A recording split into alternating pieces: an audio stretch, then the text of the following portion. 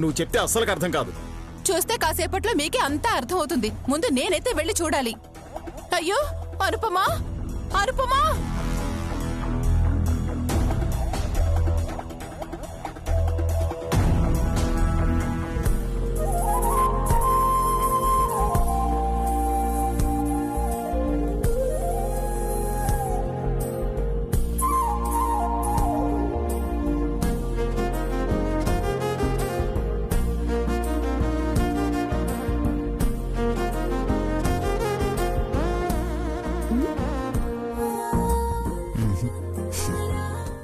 పదండి.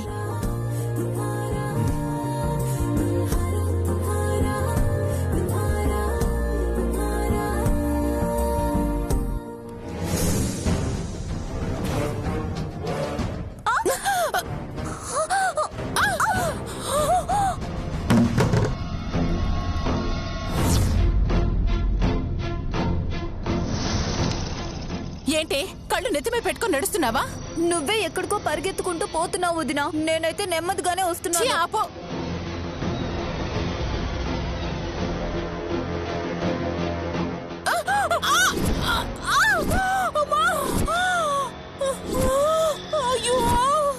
వదినా, వదినా, వదినా, లే వదినా. అయ్యో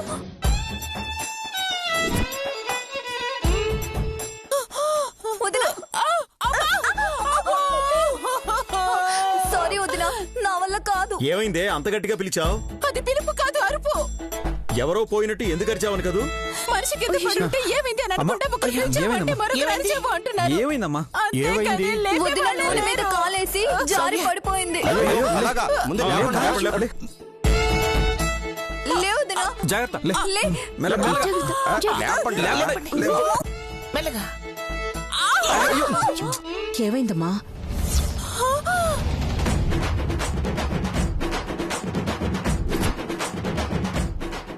కింద పడిపోయారమ్మా. నువ్వేంటి, నువ్వు పడలేదా?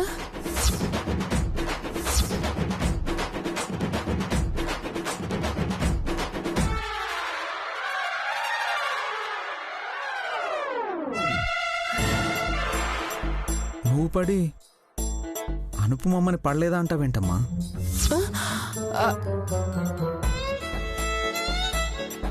పాపం అత్తయ్య పడిందని అత్తయ్యకి తెలియడం లేదంటే కింద పడ్డం వల్ల చిన్న మెదడు కాస్త చిట్లినట్టుంది.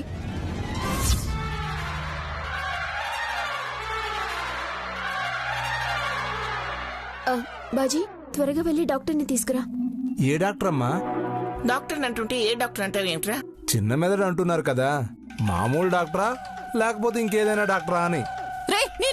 అమ్మా తీసుకొస్తానమ్మా, తీసుకొస్తాను.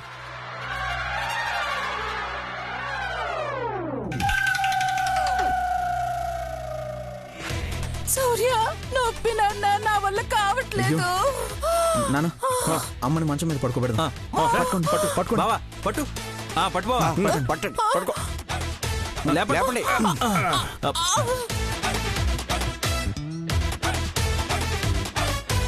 ఆఫీసర్, అత్తయ్య గారి గదిలో వద్దు. అమ్మ గదిలో అయితే గాలి వెలుతురు బాగా వస్తాయి.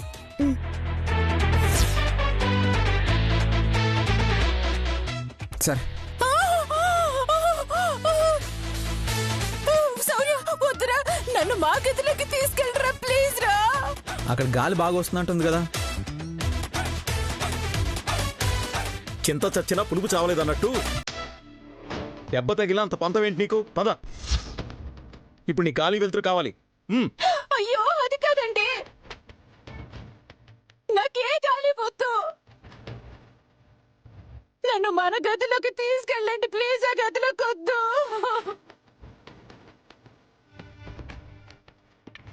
రే అలాగే అంటుంది కానీ మీరు తీసుకెళ్ళి పడుకోబెట్టండి రా. తీసుకెళ్ళండి.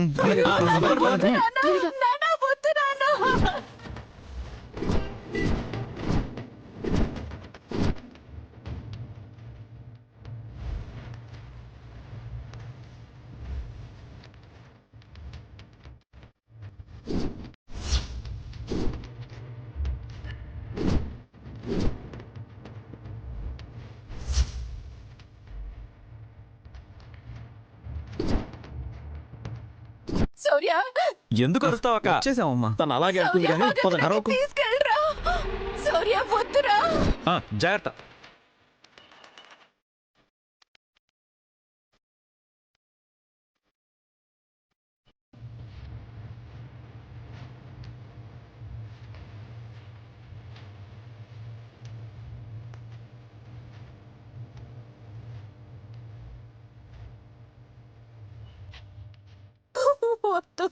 పర్లేదక్క, ఏం కాదు, ఊరుకో.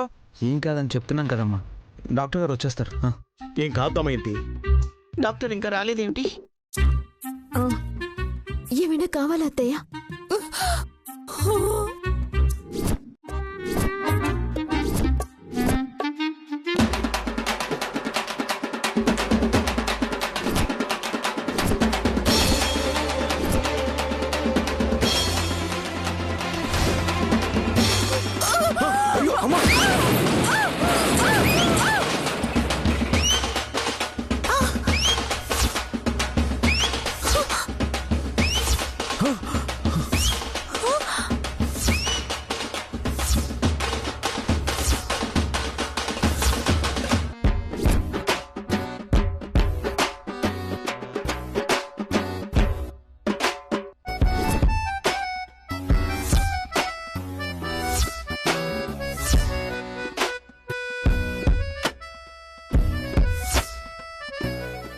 అయ్యో మంచం ఇలా పడిపోయిందేమిటి?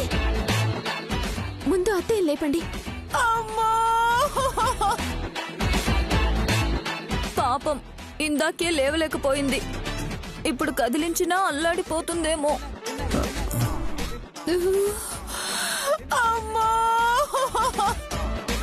అలా తక్కువ అంచనా వేయకు. మా ఆవిడ ఇనుము, దానికి ఇలాంటి దెబ్బలో లెక్క.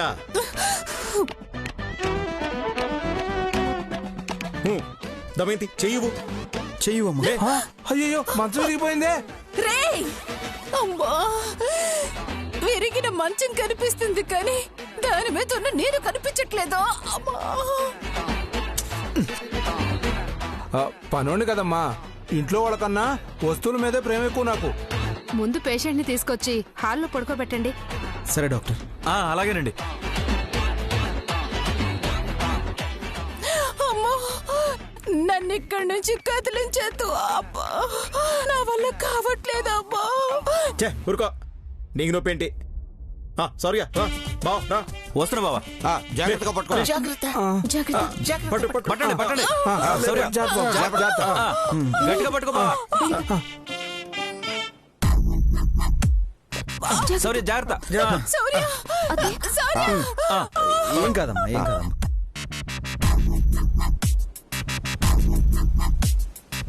నా వల్ల కావట్లేదురా. మెల్లగా మెల్లగా. నెమ్మదిగా నెమ్మదిగా. నొప్పిగా ఉందండి. పడుకోబెట్టండి. జాగ్రత్త. ఏం కాద్దామైంది? కొంచెం వచ్చుకో. ఊరుకోద్దునా. అయ్యో, ఎక్కడెక్కడ నొప్పిగా ఉందమ్మా? ఎలా పడ్డారు? నూనె మీద కాలేసి జారి పడ్డాను డాక్టర్. కానీ అప్పుడు పెద్దగా దెబ్బలు లేవు.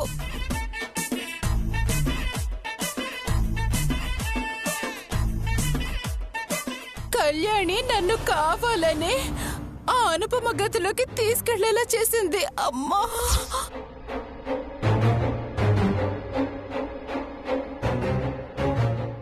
అప్పటికే ఈ అనుపమ మంచానికున్న బోల్ట్లన్నీ తీసేసి నేనిలా కింద పడి పైకి పోవాలని ఏర్పాట్లు చేసింది. అమ్మో, నా ప్రాణం తీయాలని చూసింది.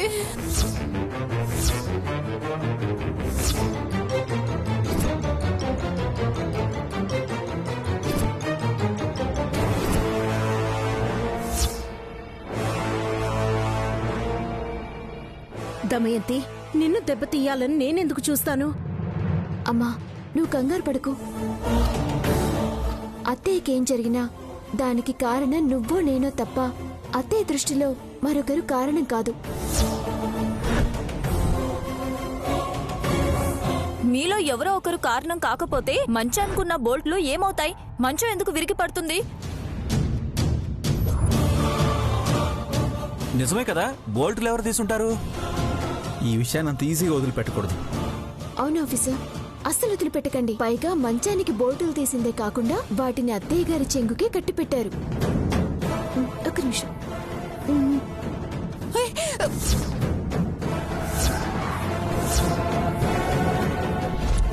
చూసారా?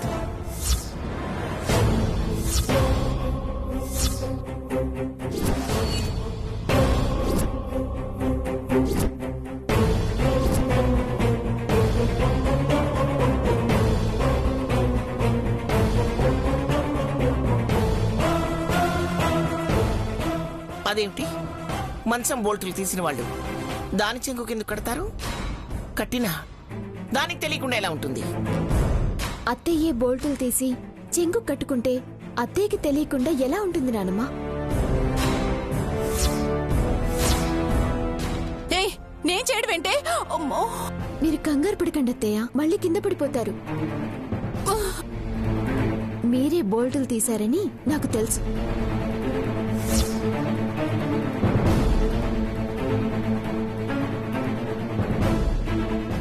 తను బోల్టులు తీయడం ఏంటమ్మా? అవును తాతయ్య, మా అమ్మని కింద పడేసి ఇదిగో ఇప్పుడు అత్తయ్య ఉన్న పరిస్థితిలో పడుకోబెట్టాలని మంచానికున్న బోల్టులన్నీ తీసేసింది.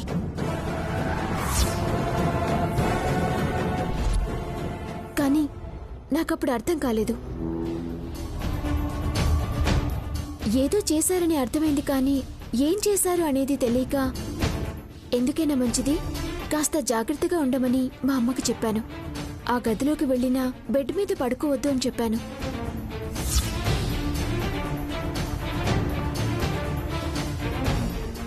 నా ఊహే నిజమైంది. ఓహో, ఇదా ఇందాక నీ ఆనందానికి ఆర్తనాదాలకి కారణం. ఇదేం పాడు బుద్ధి నీకు? అనుపమని మాటలతో సాధించింది చాలక ఇలాంటి పనులు కూడా చేస్తున్నావా?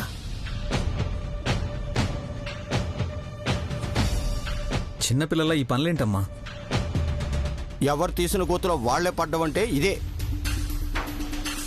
అనుపమను పడేయాలనుకున్నావు, నువ్వే పడ్డావు.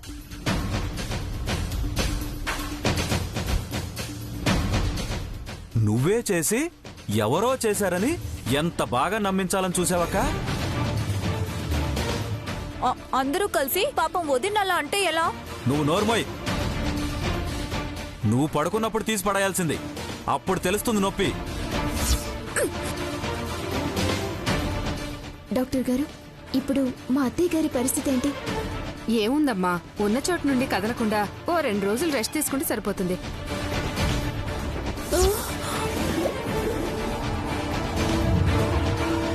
అంటే మా ఆవిడ 2 రోజులు సోఫాలో ఉండాల్సిందేనా? అంతే కదా బాబు. వీధుల్లో విగ్రహం నిలబడి ఉంటే అమ్మగారి విగ్రహం అడ్డంగా పడుకొని ఉంటుందన్నమాట. రేయ్, నిన్ను!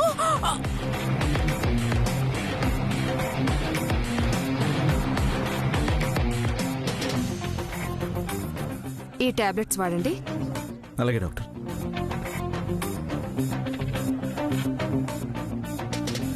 వస్తానండి. Thank you doctor. సర్లే, ఇలా అయినా ఓ 2 రోజులు కదలకుండా పడుకో. పదనుపమా. జాగ్రత్త, అటు ఇటు కదలకు, మళ్ళీ పడతావు. నానా, నేను వెళ్ళి మెడిసిన్స్ తీసుకొస్తాను. సరే, జాగ్రత్త అమ్మా. అత్తయ్య జాగ్రత్త అత్తయ్య.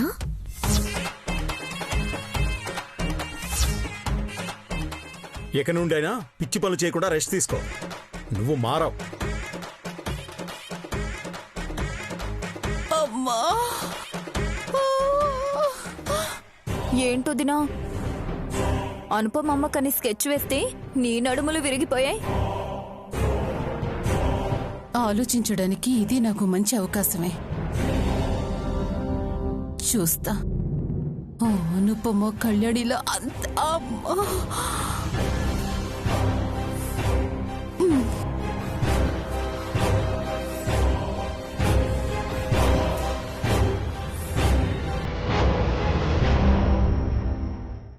కన్నయ్య, నువ్వు గుడ్ బాయ్వి కదా. అమ్మ చెప్పింది వింటావు కదా. అమ్మ ఇంటికొచ్చే వరకు అల్లరి చేయకూడదు. అలాగే నానమ్మకి కింద పడి దెబ్బ తగిలింది కాబట్టి నానమ్మ దగ్గరికి వెళ్ళి అల్లరి చేయకూడదు. ఓకేనా? ఆఫీసర్ కన్నయ్య తీసుకోండి.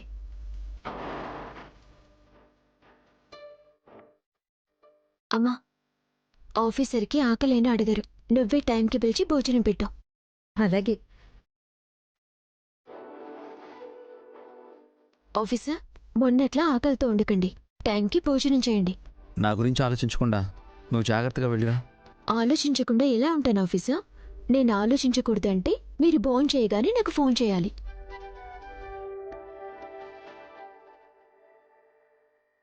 శౌర్య భోజనం సంగతి నేను చూసుకుంటానులేమ్మా. నువ్వు బయలుదేరు, టైం అవుతోంది.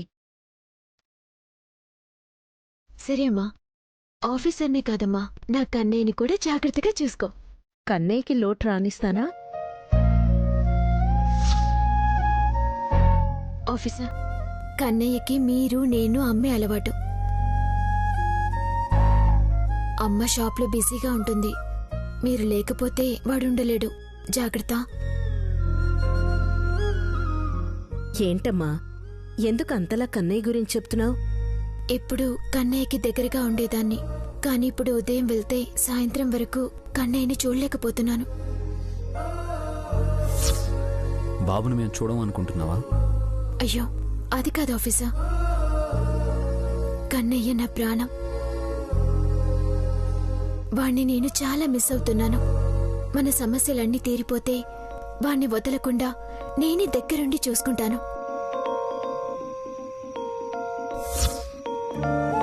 కన్నయ్య గురించి నీకెలాంటి దిగులు అవసరం లేదమ్మా. టైం అవుతోంది, నువ్వు వెళ్ళు. అయ్యో అవునవును, టైం అయింది. బాయ్ అమ్మా. బాయ్. Bye officer. జాగ్రత్త.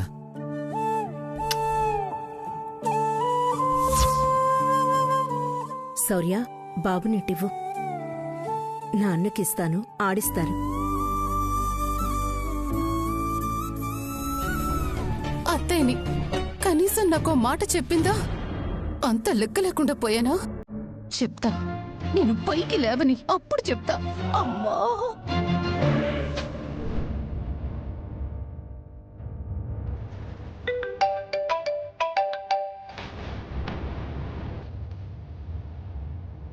చెప్పు వాసు. ఆ సిద్ధు గురించి ఏం ఆలోచించావు శౌర్య? సంపదని కంట్రోల్ చేయాలంటే సిద్ధు సంపదలు కలవకుండా చేయాలి. ఎస్పీ గారు అర్జెంటుగా ఓ పని చెప్పారు శౌర్య, ఆ పని మీద వెళ్తున్నాను. అందుకు నీ హెల్ప్ తీసుకుందాం అంటే నువ్వు హెల్ప్ చేసే పరిస్థితుల్లో లేవు. నేను లేకపోయినా మన ఎస్ఐ శ్రీనివాస్ ఉన్నాడు, అతని హెల్ప్ తీసుకో శౌర్య. కరెక్టే కదా, నాకు ఐడియానే రాలేదు. శ్రీనివాస్కి నేను ఫోన్ చేసి చెప్తాను, అతను నీ కాంటాక్ట్లోకి వస్తాడు. ఓకే వాసు, ఫోన్ చేయమను. ఏం చేయాలి ఏంటి అనేది నేను అతనికి ఎక్స్ప్లెయిన్ చేస్తాను. ఓకే శౌర్య, బాయ్.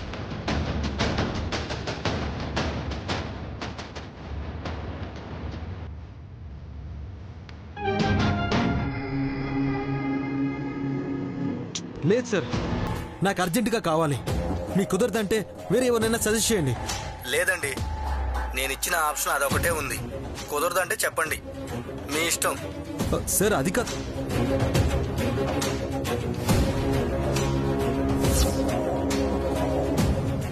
ఏంద్రా సిద్ధు, లోకల్లో లాయర్లే లేనట్టుగా వాళ్ళందరినీ పట్టుకుని బతిలాడుతుండావు? అమ్మా, నీకు విషయం అర్థం కావట్లేదు. బాలకోటేశ్వరరావు అంటే చిన్న మనిషి కాదు, చాలా పవర్ఫుల్ లాయర్. అతడిని తట్టుకుని నిలబడే వాళ్ళు ఈ ఏరియాలో ఒక్కరు కూడా లేరమ్మా. అతను మన లాయర్ అయితే అతనితో పోటాపోటీగా వాదించగలడు. అందుకే అతని కోసం నేను ప్రయత్నం చేస్తున్నాను. ఆయనకేమో ఆరోగ్యం బాలేక హాస్పిటల్లో ఉన్నారంట. బయటికి రావడానికి వారం రోజులు టైం పడుతుందంట. అసలు ఏం చేయాలో ఏం అర్థం కావట్లేదమ్మా. ఎందుకు సిద్ధు అంత టెన్షన్ పడతావు? మన లాయర్ రాలేనప్పుడు అవతల లాయర్ని మన కోసం వాడుకుంటే సరిపోతుంది కదా. ఏం మాట్లాడుతున్నావు శామ్? అదంత ఈజీ కాదు. బాలకోటేశ్వరరావు చాలా స్ట్రిక్ట్. ఎంత స్ట్రిక్ట్ అయినా సరే ఏదో ఒక వీక్నెస్ ఉంటుంది కదా. అదేంటో మనం పట్టుకున్నామంటే మన కేస్ సక్సెస్. ఇక ఆ లాయర్ మనం ఏం చెప్తే అది చేస్తాడు, ఎలా ఆడమంటే అలా ఆడతాడు.